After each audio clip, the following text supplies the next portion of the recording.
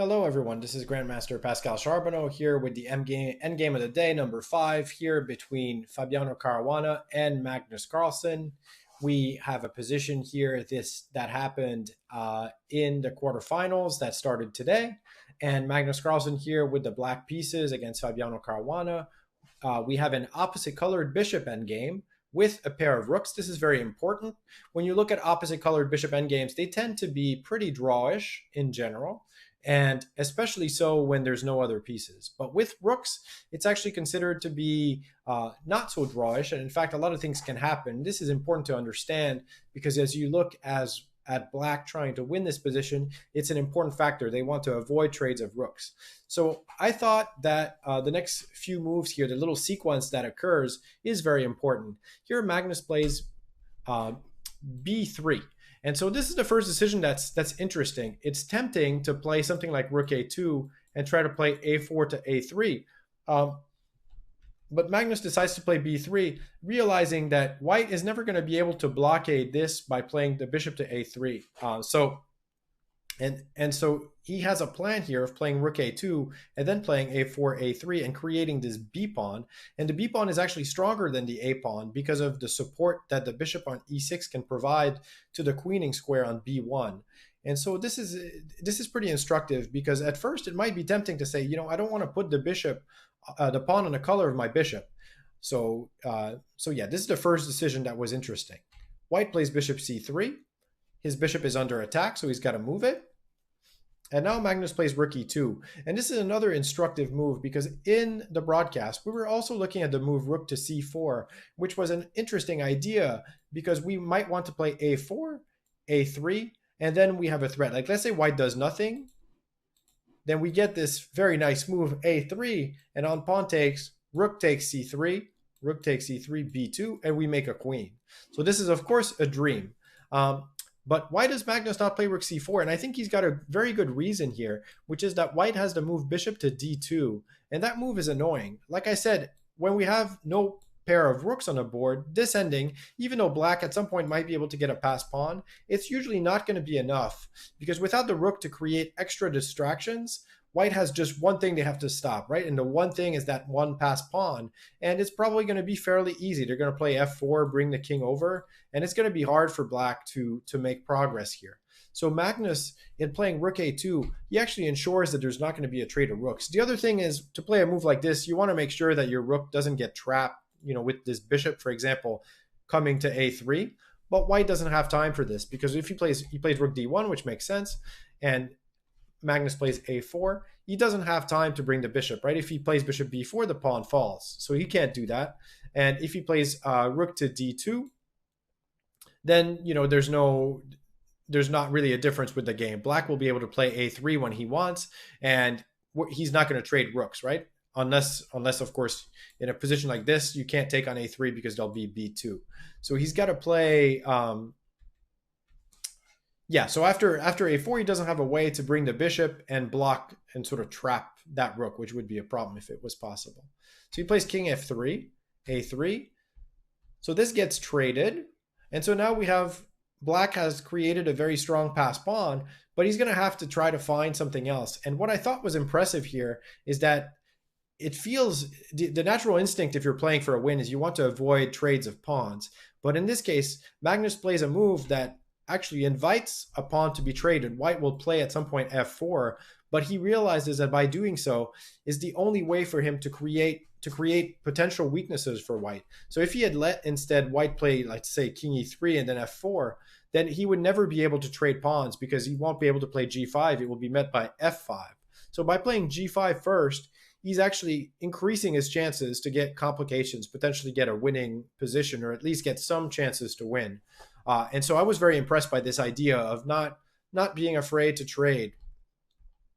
So f4 happens, a pair of pawns gets traded, so there's not a whole lot left on the board. And to be fair, white should probably be able to hold this position, but keep in mind the match situation here. Fabiano had lost the first game and found himself in a situation where he wanted to try to win with the white pieces. Instead, finds himself in an endgame that's not so easy to hold. And yeah, so it's a psychologically difficult situation. So let's see if Fabiano manages to hold it here. It's starting to get a little bit difficult. So he plays h4, h5. So again, not afraid of trading pawns. And I think this is what amazed me about this endgame is that even with material coming down to almost nothing, White's still in a difficult position. By the way, no, rook a4 doesn't win anything, right? Because White can play rook d4, and now we don't want to trade. If we trade the rook, with rook takes d4, bishop takes d4, that position is just already completely equal here. You're not going to be able to do anything with that passed pawn. Even if the king were to circle all the way from g6 and come to c4, it wouldn't do anything. Even there, White will have at least traded another pair of pawns and play something like king e3, and you're not going anywhere. So here after h4, Magnus plays h5, not afraid of pawn trades. Pawn takes, king takes, rook h2. Now it's actually kind of surprising that even with so little material, Black still has chances to create something. So he plays rook a4 check, a nice move. King e3. So after you see what happens in the game, it would be tempting to look at a move like king f3, although I don't know that it changes anything because we can play bishop d5 and the king can probably still is coming to e3. And if we play king to g3, I think it's the same. It's going to be hard to kind of maintain this. We have rook g4 check coming. So he plays king e3, and now this is another key move. Magnus plays king to g4, sort of an unnatural move because it looks like it's letting this pawn march up the board and potentially become a queen. Even if it looks like you might be able to stop it, it's still a little bit scary to walk into it. But Magnus is a very good calculator in endgames. And the idea is that if White plays h5, there's king to g3. And this is actually the game. King g3, he's attacking the rook. So White doesn't have time to play h6. This pawn will be stopped with rook h4. So Fabiano moves his rook to h1. King to g2. So now the rook is forced to leave the defense of that h-pawn. So he goes to d1, rook h4. And that pawn actually falls. So Black will be up a pawn. Now, is this position winning for Black? Probably not quite yet. The thing is that Black will not be able to win with only the b-pawn because the b-pawn, White will put a rook on d2, cover the bishop, and it's probably not going to be enough. But what Black has to do is somehow combine threats against the bishop and with this pawn, and at some point figure out a way to either win this e5 pawn or create another passed pawn. And so here, it's possible that the move that Fabiano makes he plays rook g8. This move is a little bit dangerous because dangerous for White because it creates the possibility that f5 could be played. And when f5 is played, attacking the rook, if White can't take en passant, then, because the rook is hanging, for example, then Black will have created a second passed pawn, and two passed pawns will generally win. And so it all depends on whether, of course, the e-pawn, which then becomes passed, is strong or weak. But the possibility of f5 being there is a little bit of a risk. So he plays king d2. So now, by the way, so if we look at f5 right away, White has rook g6 here, and the pawn actually starts to advance. And that provides Black, it's some trouble for Black. So White has enough counterplay probably to make a draw here. But Magnus plays rook f5, and that's an interesting move. So he's trying to combine the idea of playing rook f2. Rook f2 is a real threat here, I think, because the king is going to have to come to c1, and then we have rook c2 check, which forces the king to a really bad square, b1. And then already you see that you could have ideas like bishop f5. It's going to be trouble. So he has to stop that. He plays bishop d4, rook f3. So a move that doesn't necessarily create any obvious threat, but he retains this idea of playing f5 sometimes.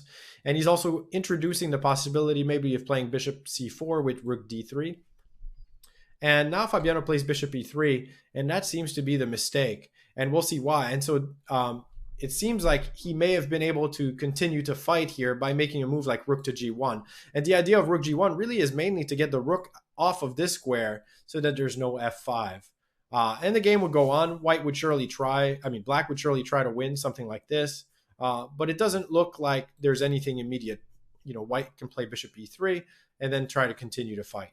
So, but watch what happens after bishop e3 here. black plays f5. And now you have to calculate. It becomes, endgames ultimately are a lot about calculation. And so here it gets complicated because it seems like this e pawn could be dangerous.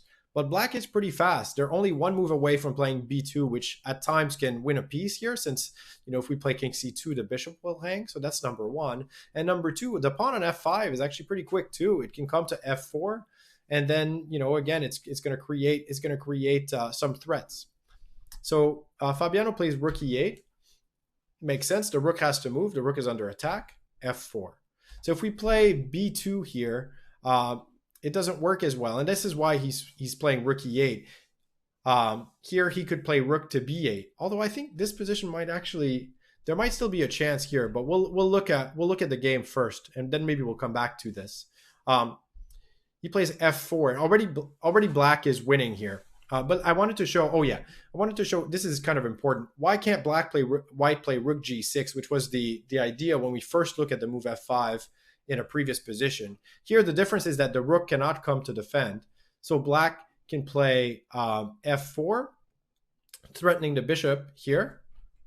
And then when the bishop moves, bishop c4, and we're threatening rook d3, there's not really a good way here to stop everything. Like, let's say we play, I don't know, let's say bishop to b2, then rook f2. And again, this king is you don't want to get into the situation where you're forced with the king on b1. It's really bad. Now either bishop d3, attacking the rook, threatening rook moves at some point. Well, next move, not really at some point, but just next move. And yeah, so this is just, the king is in such a horrible situation here. Bishop e4, for example. It's just winning.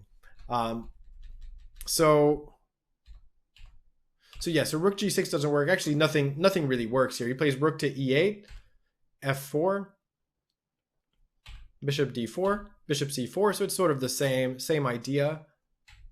King c1. He doesn't have time to play e6, by the way. This is worth seeing. Rook d3. The king moves. Rook takes d4. And even though you get your pawn to e7, this could look scary. But black has there's a few ways to win here, but the simplest is actually to just let white make a queen. And even in this position where they win the exchange, black is completely winning because of that f pawn. So the f pawn is coming. There's no check right now, which means the pawn will get to f2. And then we'll just be able to make a queen. We'll win the rook versus the pawn. And we're left with our pawn and bishop, which is enough to win, right? As long as it's not an a pawn, you're not scared of trading into that position. So after bishop c4, Fabiano plays king c1, rook d3. The rest is pretty straightforward for black. Rook c3 check, forcing the king to make a decision. If the king goes this way, then it's not really helping against the b pawn. So we can play. What can we play here? I think there's a few ways. To do it here. Bishop e2 actually is probably the most clear with this. You can play b2, and so you've taken the king away from attacking the rook. So this is just going to be winning. In the game, he plays king b1, rook c2, getting that king in a bad spot, as we've seen numerous times in the analyzed variations here. Rook c8, king g4. So he's simply actually coming to f5 to take this pawn. So it's a nice little maneuver. There were other ways probably to win also. Part of the idea too is that if white plays e6 here, you can actually take it.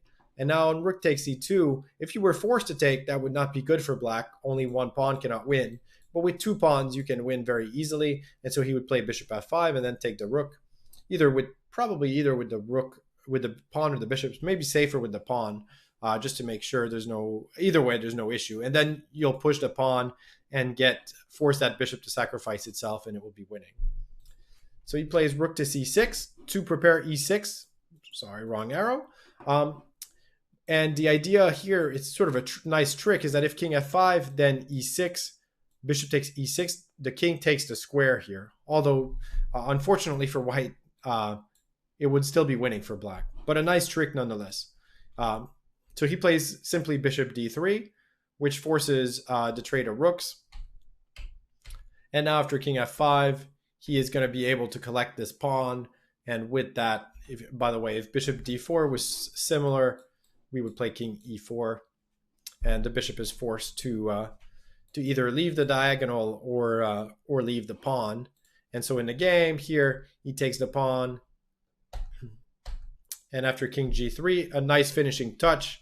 White cannot take his bishop because there's c1 queen.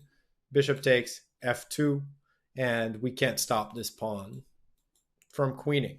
So pretty nice end game victory here for Magnus, who goes with this game to a score of 2-0, and he was able to win the match subsequently after this.